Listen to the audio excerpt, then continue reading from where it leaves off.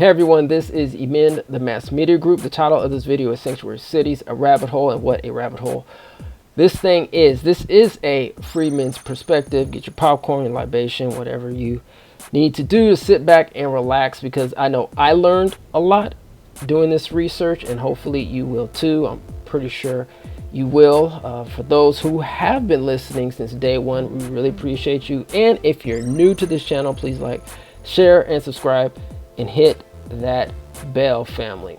All right, before we actually go into the history of this thing, I'm going to go ahead and play a clip from the hearing of the U.S. House Committee on Oversight and Government Reform, and after that we will be right back. This is Mr. Donalds from Florida. Thank you, Chairman. This is my third term on the Oversight Committee. We've been talking about illegal immigration and oversight the entire time. I remember we had a group of this committee that went down to the El Paso section of the border. This was back in February, March of 2021.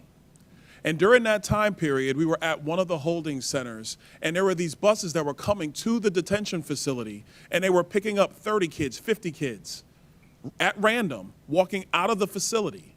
And when I went over to question the bus driver that was transporting these kids, border agents told me, as a member of Congress, that you're not allowed to question the bus driver.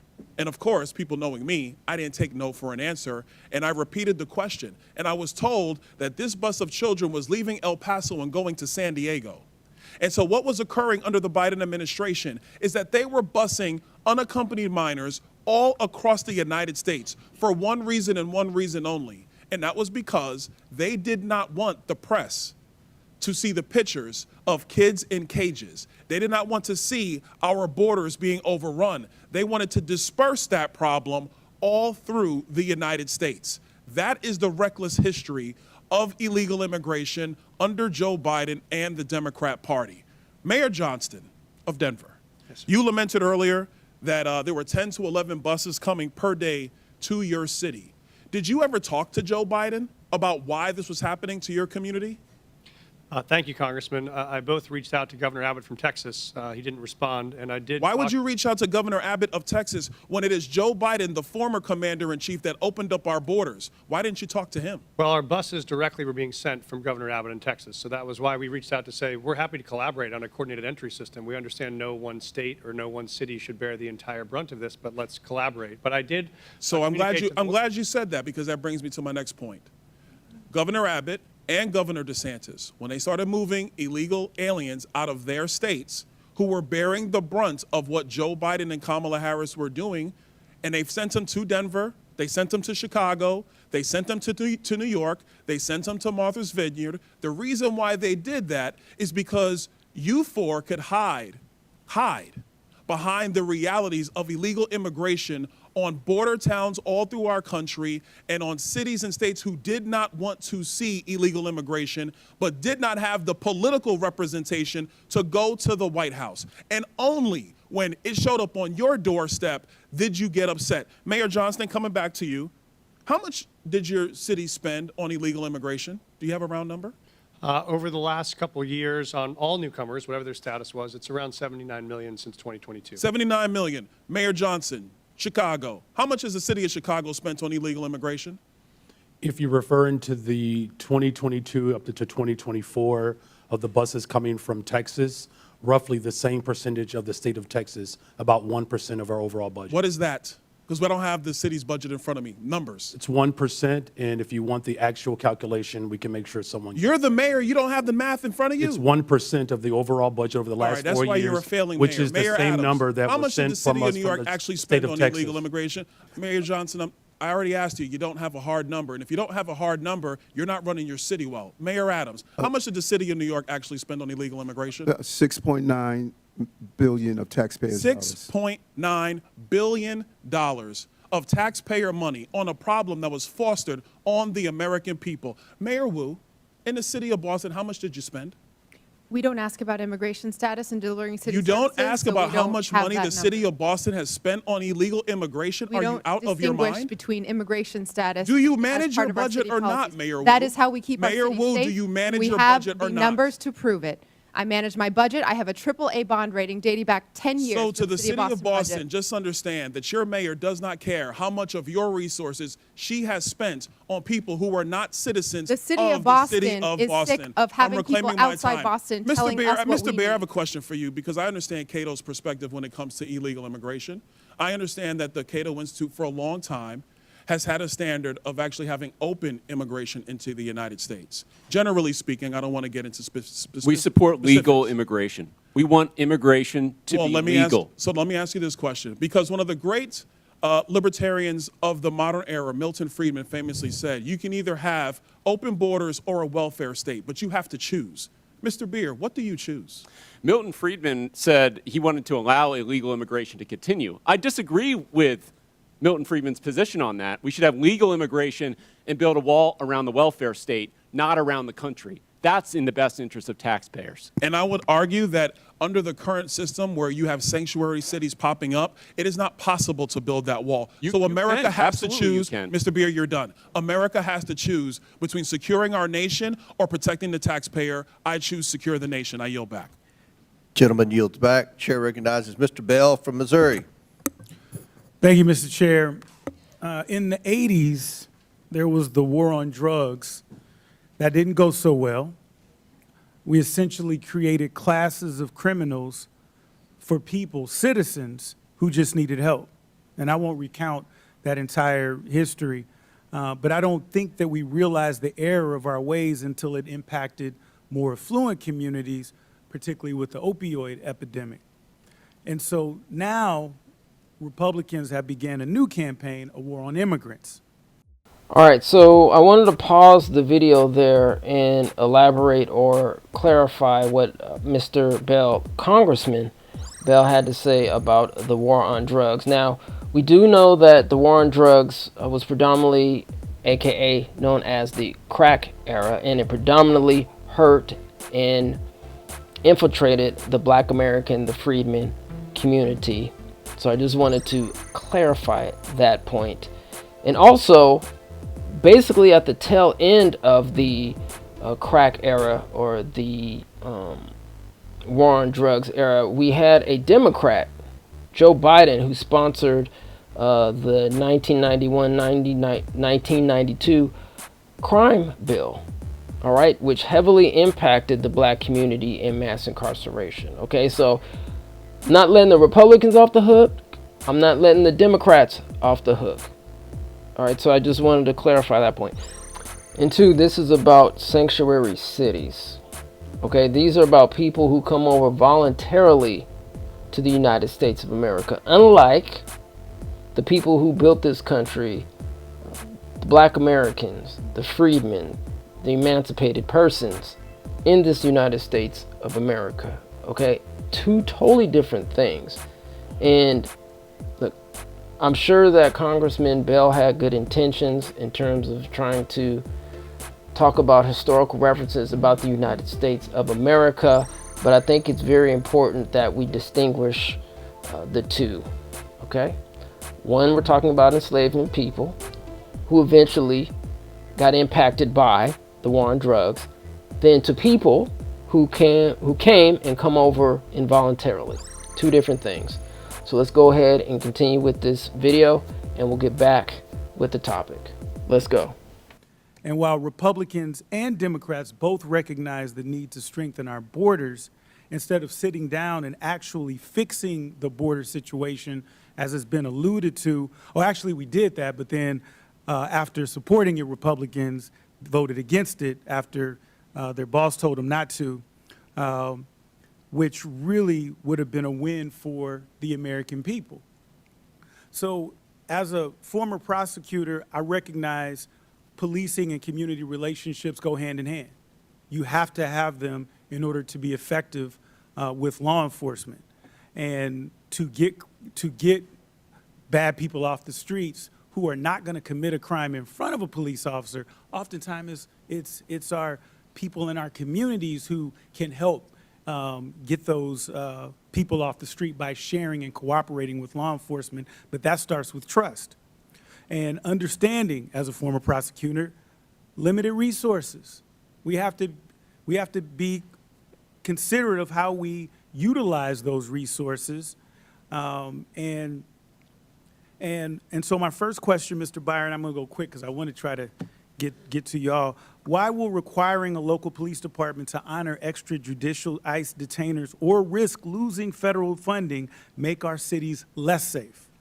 Well, you're taking resources away from whatever the higher priority is. So if you're talking about carrying out mass deportation and having state and local police detain people who are not public safety threats, then you're talking about in New York City, they're spending $1,500 a day on a bed. So that's $1,500 taken away from other public safety priorities. So here's a press release from the Oversight Committee. It's titled Hearing Wrap Up. Sanctuary mayors refuse to change policies that obstruct federal immigration enforcement and protect dangerous criminal aliens. The House Committee on Oversight and Government Reform held a full committee hearing today titled A Hearing with Sanctuary City Mayors. Members highlighted how the Biden-Harris administration created the worst border crisis in American history. Since taking office, President Donald Trump has acted swiftly to deliver on his promise to restore the rule of law and secure the border. During the hearing, the mayors of Chicago, Denver, New York City, and Boston refused to denounce their city's reckless policies that forbid their officials, including those in law enforcement and public safety roles, from sharing information with the federal government about criminal illegal aliens in local custody or transferring them to the U.S. Immigration and Customs Enforcement, ICE, in the secure confines of a custodial setting. Members stressed that Congress must not allow these policies to continue endangering American communities. They concluded that Congress should also begin evaluating federal funding allocated to sanctuary cities and ensure mayors who defy federal immigration law are held accountable. So the four mayors that gave witness public testimony at the hearing were Michelle Wu, Brandon Johnson, Michael C. Johnston, and Eric Leroy Adams. Michelle Wu is an American lawyer and politician who is currently the mayor of Boston, Massachusetts since 2021. She's the daughter of Taiwanese American immigrants who earned her bachelor's degree and Juris Doctor from Harvard University. She was the first Asian American woman to serve on the Boston City Council from 2014 to 2021 and acted as its president from 2016 to 2018. She is the first woman and first person of color to have been elected mayor of Boston. Brandon Johnson is an American politician and educator who is currently serving as the 57th mayor of Chicago since 2023. He's a member of the Democratic Party. Johnson previously served on the Cook County Board of Commissioners from 2018 to 2023, representing the 1st District. Michael C. Johnston is an American educator and politician serving as the 46th and current mayor of Denver, Colorado. He's a member of the Democratic Party. He won the 2023 Denver mayoral election. Johnson first entered politics when he served in the Colorado Senate, representing the 33rd District from 2009 to 2017. He was a losing candidate for governor of Colorado in 2018 and withdrew from a 2020 U.S. Senate race. Then we have Eric Leroy Adams. He's an American politician and former police officer who has served as the 110th mayor of New York City since 2022. Adams was an officer in the New York City Transit Police and then the New York City Police Department, NYPD, for more than 20 years, retiring at the rank of captain. He served in the New York State Senate from 2006 to 2013, representing the 20th District in Brooklyn. In 2013, Adams was elected Brooklyn Borough President, the first Black American to hold the position, and re-elected in 2017. In September 2024, Adams was indicted on federal charges of bribery, fraud, and soliciting illegal foreign campaign donations.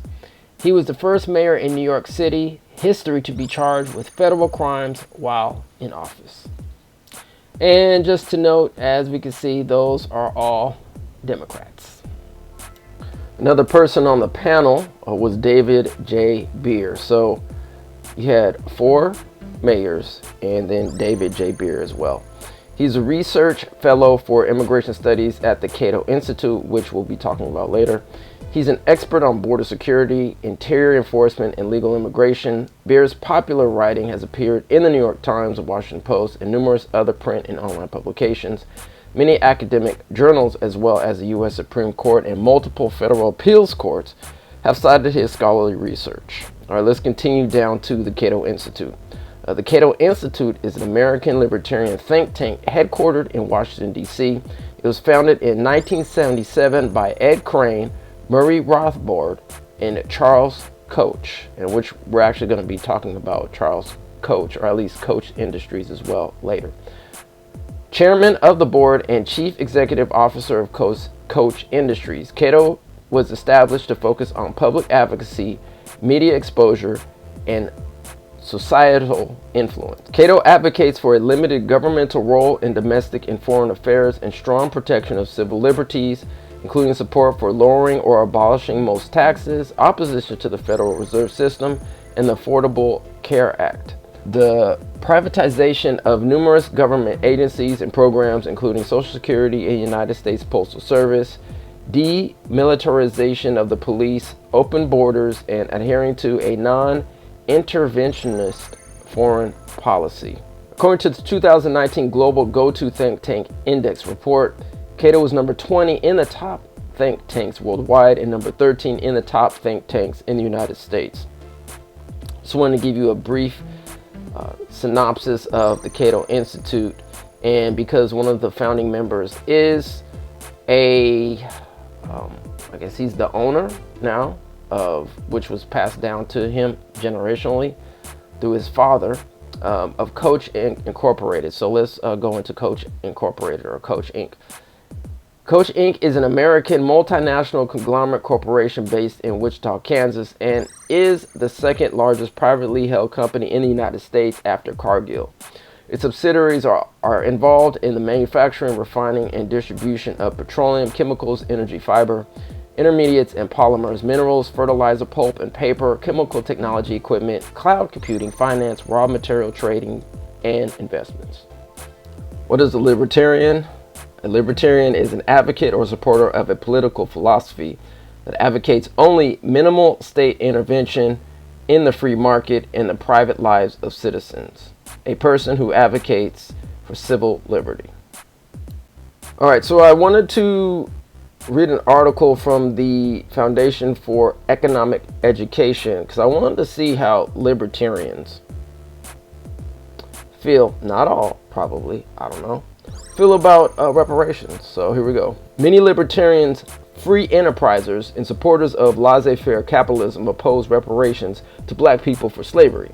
They argue that, according to philosopher John Locke, don't want to go down that rabbit hole right now. We might do a one-off on John Locke, but for right now, let's continue. John Locke, one of their heroes, reparations must be paid by the evildoer to the sufferer. But neither is possible now, since the shameful episode in our history occurred almost 2 centuries ago. There are other arguments against reparations as well. For instance, stipulate that my great-great-great-great-grandfather owned slaves. That has nothing whatsoever to do with me. It is unjust to visit the sins of the father on the son, let alone the sins of relatives who lived centuries ago, based on the sanctity of private property. I am not at all good candidate to pay for these monstrosities. Here's another rejection by Duke University scholar John Staden. Quote, 21st century white people who were not party to the moral crime of slavery should make reparations to 21st century black people who were not victims of it. Whatever the plight of modern African Americans, if those responsible are dead, why should the living, most of whom are not even descendants of the oppressors, pay? That's a question. Speaking of Duke University, Caroline, Isam, and Melinda were among the people that some of the university's founders purchased as slaves. While most people today imagine slavery as dozens to hundreds of people laboring on a plantation, it was also common for a couple enslaved people or an enslaved individual to live and work on small farms and in city dwellings and businesses. In 1860, over 5,000 people were enslaved throughout Orange County, and many of them labored on small farms like Duke Homestead. Now there was also George Wall. Now, George Wall was hired by Trinity College, which is a part of Duke University. George Wall was hired as a former enslaved person as a janitor and handyman for 60 years. Wall's son, George Frank Wall, who also worked at the university staff, later bequeathed $100, the equivalent of $1,200 today, to the university. The university used this money as part of a scholarship fund at a time when it was still segregated. Duke University contributors, including the Duke family itself, profited from the tobacco industry. Overlooked in many accounts of this narrative are those who worked in the fields, factory, and storage facilities. So yes, Mr. Duke University scholar John Staten, you yourself are benefiting off of slavery, the ones who built this country. Now let's segue back to the mayors, in particular Michelle Wu of Boston. It says the white population in 2022 was 294,000 people were non-Hispanic white, which is more than double the number of Black or African Americans at 140,000 residents. Currently, there is no statewide reparations commission or task force. There is some pending legislation in 2025 for the state task force, and I have to confirm, I think there actually might be some reparations related bills or legislation that should be going through. I don't know, still need to confirm that, but currently there is a pending 2025 legislation for the state task force. Also, there was a reparations task force in Boston in 2022, but as of now, there is no reparations that has been disseminated to any freedmen or people who've been emancipated in the United States of America. The estimated number of undocumented immigrants in the Boston, Cambridge, Quincy metropolitan area is 48,000 from South America, 11,000 from Europe, Canada, Oceania, 38,000 from Asia, and 9,000 from Africa. In 2015, the Federal Reserve Bank of Boston found that the median net worth of a white household in the greater Boston area was $247,500, while the median net worth of a black household was a whopping $8. Also looks like Massachusetts House budget included $500 million for migrant shelter costs. That was in 2024, according to an NBC Boston article. In 2022, there were 1.15 times more white residents at 891,000 approximately. It's more than any other race or ethnic group there in Chicago. There were 772,000 Black or African American and 297,000 other Hispanic residents, the second and third most common ethnic groups. According to the Color of Wealth in Chicago, the median net worth of Chicago area households ranges from $210,000 for whites, $40,500 for US-born Mexicans, $24,000 for Puerto Ricans, $6,000 for foreign-born Mexicans, and, ladies and gentlemen, a whopping $0 for blacks. And that gap remains pretty much even when people buy homes or complete college. Chicago is approaching $300 million spent on the migrant crisis since the first bus arrived in 2022. Nearly 2 years later, more than 11,200 migrants are in the city shelters. About 511,000 people in Illinois are undocumented immigrants. That's according to Rob Perrell and Associates. Currently, there is no state or city reparations that have been allocated in Chicago. But there was I guess they're calling it a reparations package. It was more of a housing program that was distributed to some residents of Evanston. Evanston has awarded $25,000 checks and in-kind financial assistance to more than 200 people. That's according to an NBC News article. Let's see what else. Mayor Brandon Johnson did sign an executive order in 2024 for a commission to study reparations in Chicago, but it has yet to be officially established. So we definitely want to take a look into that. And I think that's about it for Mayor Brandon in Chicago. So let's move on to Denver, Colorado. Denver, Colorado. That's Mike Johnston with a T. He is the current mayor of Colorado. Between 2021 and 2022, the population of Denver, Colorado grew from 706,799 approximately to 710,800, which was a 0.566% increase. The median household income grew from 78,177 to 85,853, a 9.82% increase.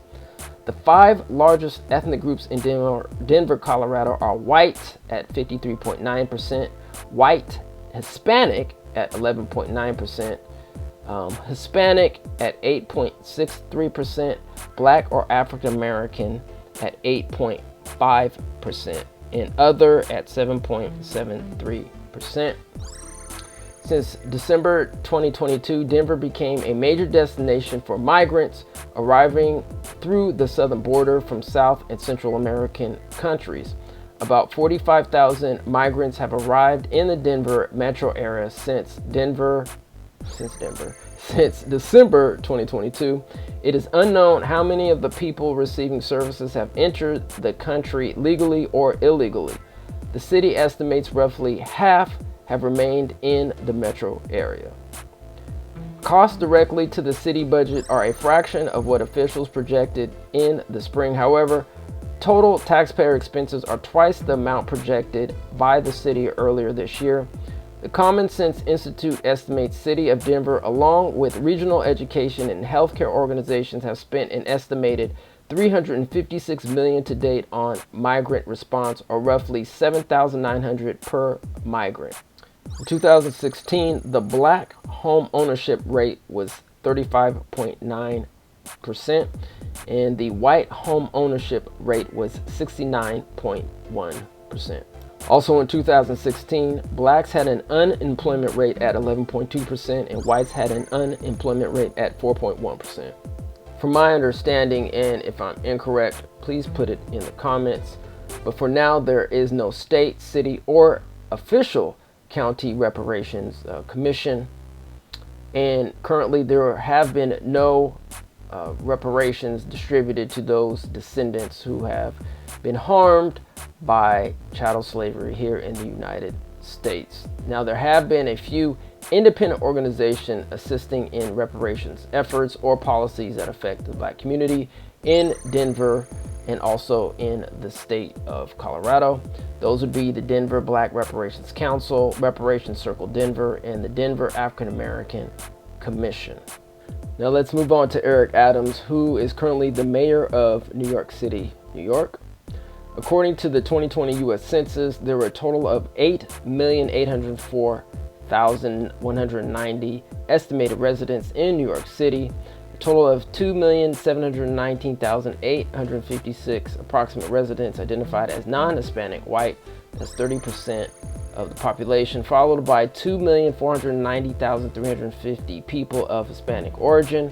That's 28%.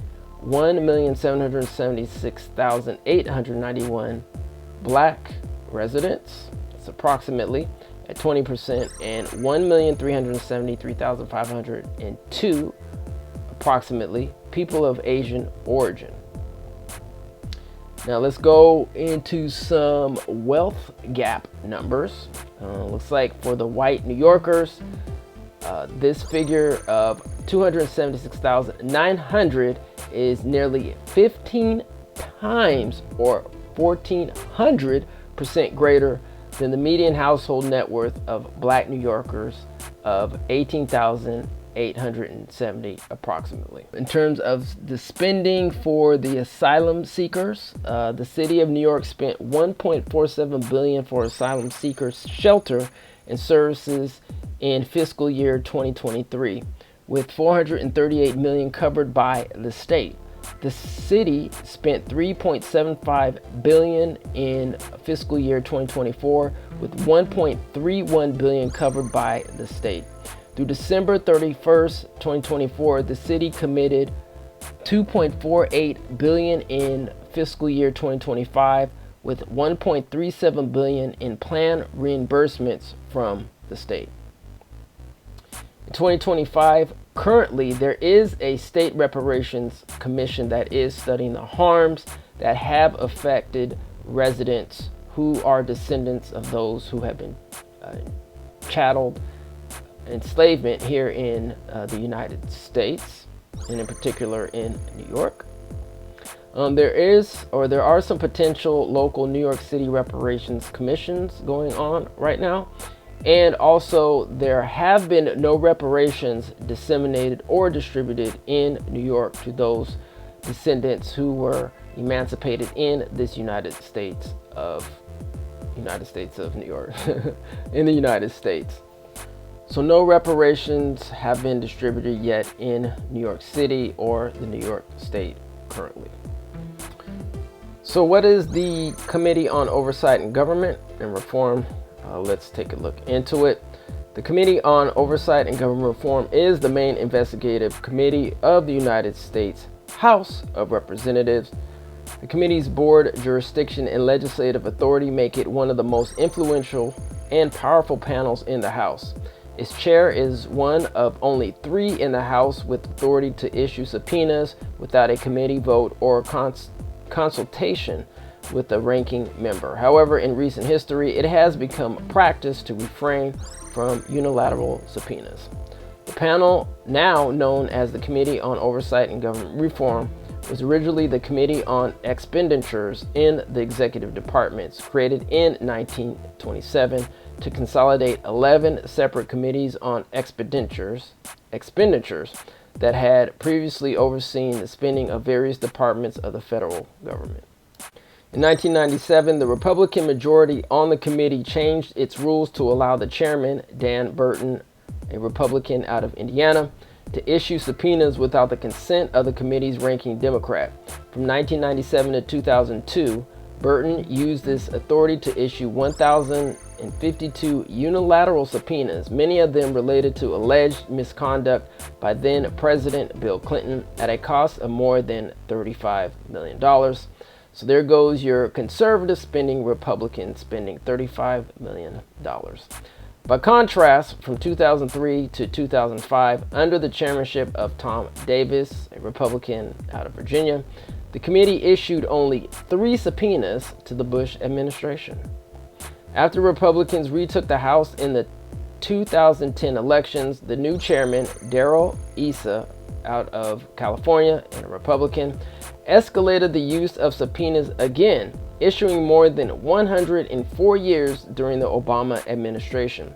That was more than the combined total issued by the previous 3 chairmen, Davis Henry Waxman, a Democrat out of California, and Edolphus Towns, a Democrat out of New York. That was from 2003 to 2010. Now, the House Oversight Committee does have some subcommittees. I'm not going to read all of them to you, but I'm just going to read the top 3.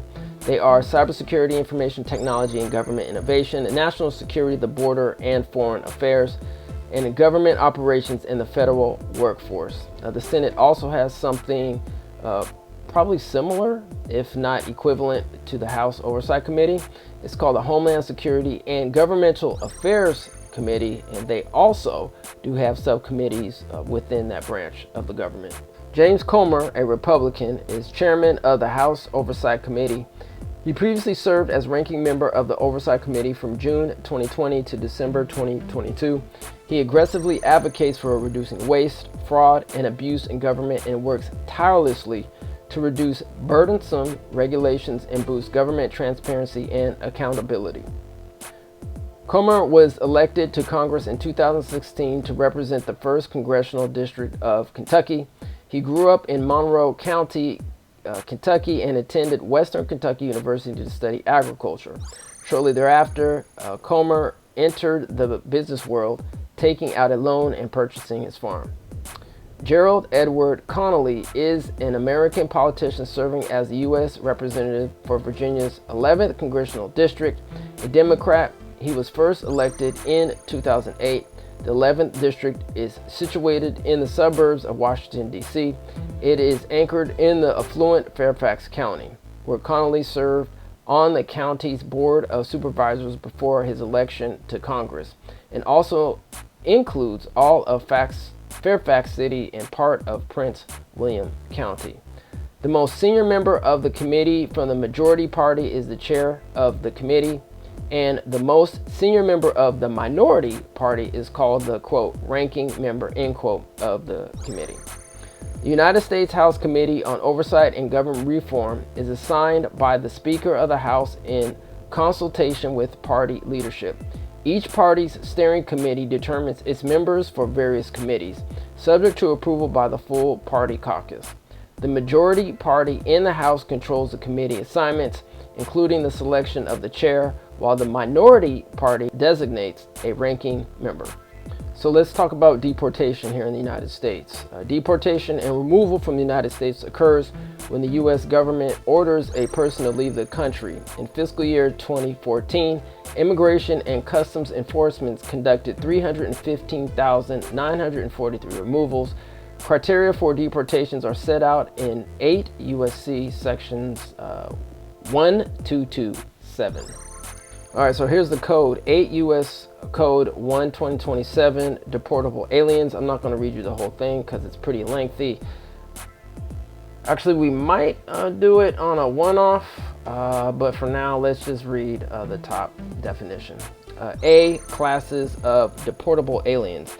An alien, including an alien crewman, in and admitted to the United States shall, upon the order of the Attorney General, be removed if the alien is within one or more of the following classes of deportable aliens. Let's just read the next line.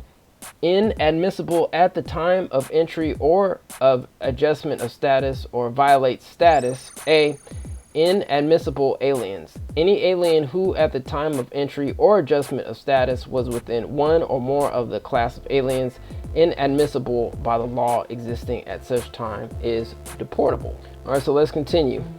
In the 105 years between 1892 and 1997, the United States deported 2.1 million people. Between 2001 and 2008, during the presidency of George W. Bush, about 2 million people were deported, while between 2009 and 2016, during the presidency of Barack Obama, about 3.2 million people were deported. During Donald Trump's first presidency, the number of illegal immigrants deported decreased, though partially due to decreased illegal immigration itself under Trump. It was lower than during the Obama presidency. Under Trump, approximately 986,000 or close to 1 million people were deported. So it does look like Barack Obama is the reigning champ for deporting people out of the United States. So what is ICE? ICE is the U.S. Immigration and Customs Enforcement, ICE, is a federal law enforcement agency under the U.S. Department of Homeland Security, created by U.S. President George W. Bush in 2003 following the September 11th attacks. ICE's stated mission is to protect the United States from cross-border crime and illegal immigration that threaten national security and public safety. The first deportations efforts from the United States took place in 1794 by Massachusetts, following a rush of poor Irish immigrants to the United States East Coast under a 1794 Massachusetts law which permitted such deportations. A few years later, the U.S. Congress passed the Alien and Sedition Acts of 1798, under which new powers were granted to deport non-citizens. Specifically, the Alien Enemies Act allowed the U.S. government to deport any male over the age of 14 who was from a nation who was considered an enemy during war. Also, the Alien Friend Act granted the president the power to deport any non-citizen who was suspected to be plotting against the U.S. government. Okay, so since the Irish was mentioned, I wanted to do a little historical research on why the Irish. So let's check this out. The first wave of Irish immigration came between 1715 to 1845. So this is the first big wave of Irish people coming to these lands. The first significant influx of Irish immigrants to Boston and New England consisted primarily of Ulster Presbyterians and began in the early 18th century. They comprised about 10% or 20,000 of a larger migration of over 200,000 Ulster Presbyterians who fled the north of Ireland to America between 1700 and 1775. The majority arrived in Boston between 1714 and 1750, as most Ulster immigrants went to the mid-Atlantic area via Philadelphia, Baltimore, and Charleston beginning in the 1750s. Those who came to the Boston area between 1715 and 1740 were escaping the discrimination that the English penal laws imposed on Protestant dissenters, non-Anglicans, and Roman Catholics alike.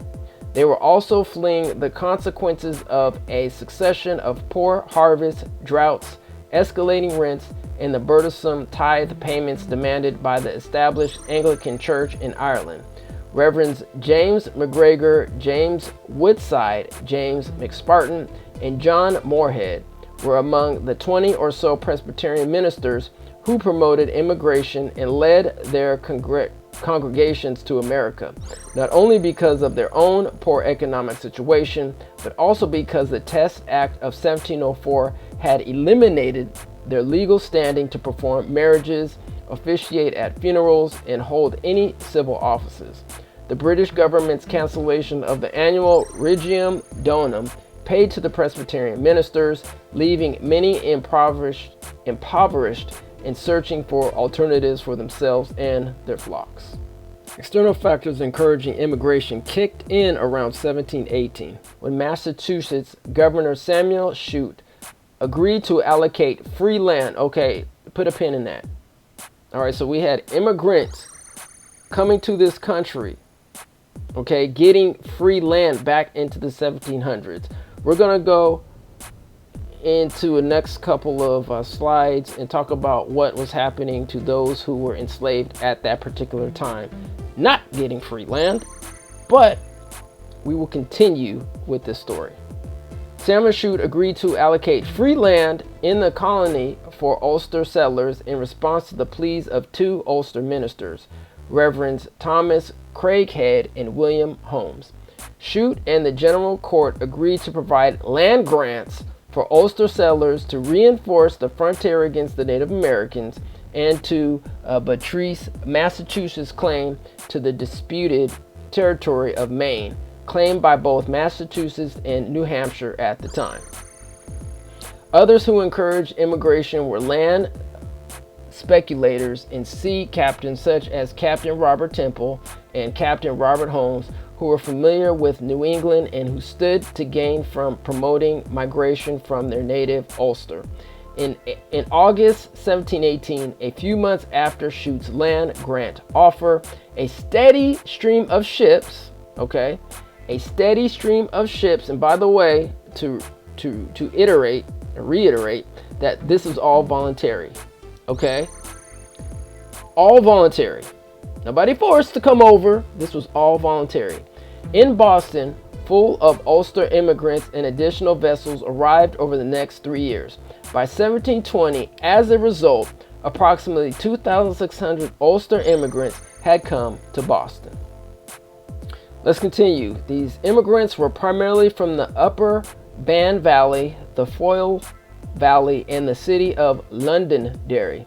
Thomas Litchmer, a Boston customs official, informed John Winthrop that the new arrivals were not servants, but genuinely men of estates and are come over hither for no other reason but upon encouragement sent from hence, upon notice given that they should have so many acres of land given to them gratis, free, to settle our frontier as a barrier against the Indians, which were the indigenous people on this land. However, as more ships, okay, full of immigrants arrived in the midst of a poor harvest in 1718, Litchmer predicted that these confounded Irish will eat us all up, provisions being most extravagantly dear and scarce. The following year, Governor Shute warned the General Court of the heavy burden the poor Irish were imposing on the authorities. Meanwhile, Boston's ordinary citizens were hostile to the Ulster newcomers. All right, so let's go back to the other slide. All right, so going back to this slide, for the first deportations here in the United States, it just happened to be these Irish immigrants flooding the zone, basically, in Massachusetts. And it looks like at the time the residents were like, okay, this is too much, we can't handle it, and so we need to create a deportations law. Now, obviously, it looked like at first, you know, there was a few high upper echelon people from so-called Ireland that was coming through, but it looks like the floodgates just got left open at that particular time. But let's see what's happening with black people during this time. Throughout the 17th and 18th centuries, European and American slave merchants purchased enslaved Africans who were transported to the Americas and forced into slavery in the American colonies and exploited to work in the production of crops such as tobacco, wheat, indigo, rice, sugar, and cotton. Enslaved men and women also performed work in northern cities such as Boston. Let me repeat, in northern cities such as Boston, Massachusetts, and New York, and in southern cities such as Charleston, Richmond, and Baltimore.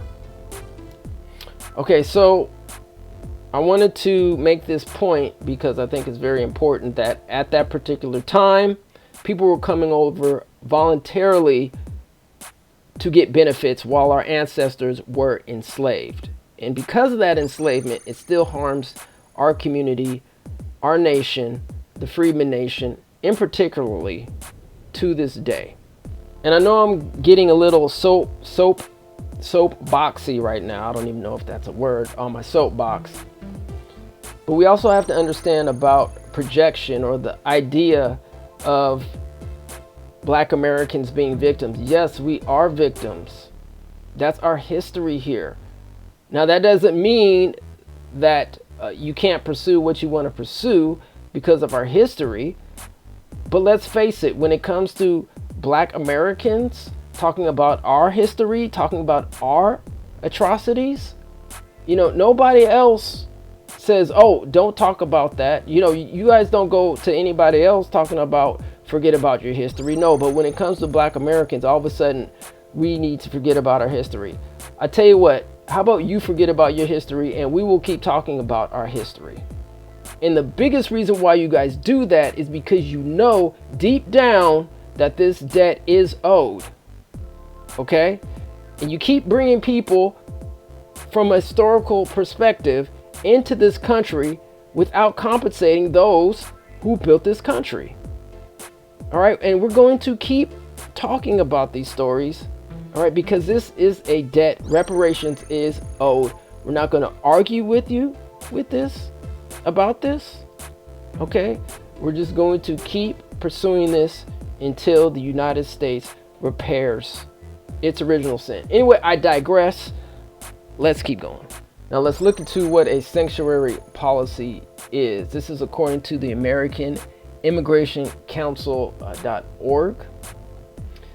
It says there is no universal definition of a sanctuary policy. Despite the nationwide debate, there is no one clear definition of what it means for a state or local government to adopt sanctuary policies. Sanctuary policies take many forms and generally fall into the following categories. Policies restricting the ability of state and local police to make arrests for federal civil immigration violations or to detain individuals on civil immigration warrants. Policies prohibiting 287G agreements through which Immigration and Customs Enforcement, ICE, which we spoke about a little bit earlier in this video, deputizes local law enforcement officers to enforce federal immigration law. Policies that prevent local governments from entering into a contract with the federal government to hold immigrants in detention. Policies preventing immigration detention centers. Policies restricting the police or other city workers from asking about immigration status. Policies restricting the sharing of certain information on immigrants with the federal government. Policies restricting local police responses to federal immigration detainers, and policies refusing to allow ICE into local jails without a judicial warrant. The common theme behind these categories is that under a sanctuary policy, state and local officials will limit their cooperation with federal immigration officials, but do not actively prevent federal officials from carrying out their immigration enforcement duties. One of the most common forms of sanctuary policy is a restriction on holding immigrants in state or local jails following a detainer issued by ICE. A detainer is an official but non-binding request from ICE that a state or local law enforcement agency maintain custody of an individual for up to 48 hours beyond the time the individual otherwise would have been released, so that ICE can arrange to take over custody. While the Department of Justice, the DOJ, has recently filed litigation and taken other steps to challenge sanctuary jurisdictions, neither the Constitution nor any federal statute prohibits policies that limit cooperation with federal immigration enforcement. Under the 10th Amendment of the U.S. Constitution, the federal government may neither issue directives requiring the states to address particular problems, nor command the state's officers or those of their political subdivisions to administer or enforce a federal regulatory program. Courts have repeatedly held that the 10th Amendment prohibits the federal government from compelling states and localities to participate in immigration enforcement. The Supreme Court has clarified that immigration enforcement is the sole duty of the federal government, and state and local police may only carry out immigration enforcement if specifically authorized to do so by the federal government. Compliance with immigration detainers is voluntary, not mandatory. The federal government cannot force local jurisdictions to honor detainers, an interpretation repeatedly upheld by the courts. Some state courts have also ruled that the laws of their state do not provide legal authority for law enforcement agencies to hold people on an immigration detainer. In fact, jurisdictions that do honor detainers can be found liable for unlawfully holding an individual on a detainer without a judicial warrant in violation of the Fourth Amendment, and may be required to compensate individuals for damages. Contrary to what many believe, sanctuary policies do not conceal or shelter undocumented immigrants from detection, nor do they shield immigrants from deportation or prosecution for criminal activities. State and local police still enforce state and local criminal laws against immigrants who are accused of committing a crime in sanctuary jurisdictions. Importantly, the Supreme Court has made clear that as a general rule, it is not a crime for an undocumented immigrant to remain present in the United States. So who profits from immigration detention? According to freedomforimmigrants.org, private prison corporations perverse incentives to profit off of the prolonged imprisonment of Black, brown, and indigenous immigrants is foundational to the immigration detention system. In fact, in the 1980s, the GEO Group and Corrections Corporations of America, now CoreCivic, successfully lobbied the government to expand detention and other forms of incarceration. According to an Open Secrets analysis of private prison company annual reports, the GEO Group and CoreCivic grossed $551 million and $552 million respectively from contracts with ICE alone in the fiscal year 2021. In addition to GEO Group and CoreCivic, other private prison companies with large stakes in the business of immigration detention include LaSalle Corrections and Management and Training Corporations. Local county governments also profit immensely from sheriff's office agreements to jail immigrants on behalf of the federal government. How many people are detained in private immigrant prisons? According to ICE data, over 90% of people are held in privately run immigrant detention centers. Which states detain the most immigrants? According to ICE data from June 2023, the top 5 states with the largest number of people in the United States immigration detention per day are Texas at 9,657 individuals, Louisiana 4,416 individuals, California 1,793 individuals, Georgia 1,593 individuals, and Arizona at 1,592 individuals. Thanks everyone for tuning in and listening to the title of this video, Sanctuary Cities, a Rabbit Hole Freedmen Perspective. I know doing this research, I learned a lot. Hopefully you did too. So please go ahead, like, share, and subscribe. Send this video all across the internet.